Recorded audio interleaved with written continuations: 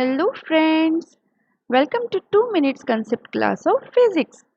In the last lecture we studied translation motion. In this video we will study circular motion. The circular motion is a special case of linear or translatory motion in which particle revolves along the circumference of a circle.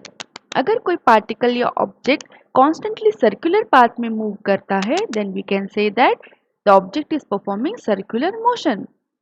In case of circular motion, the movement of the object or the motion of the object is along the circumference of the circle.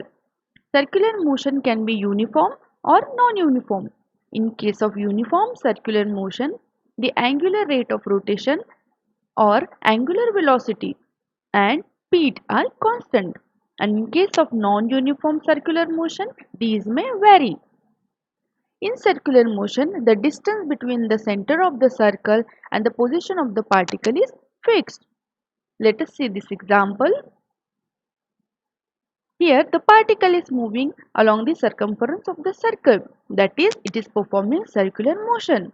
The distance between the center of the circle and the position of the particle is fixed, which is called as the radius of this circle. If we draw a vector from the center of the circle to the position of the particle on the circumference of the circle, it is called as the radius vector.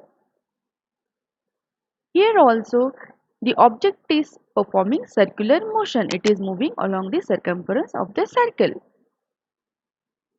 In the next lecture we will study what are the different parameters related to circular motion. Till then, goodbye friends.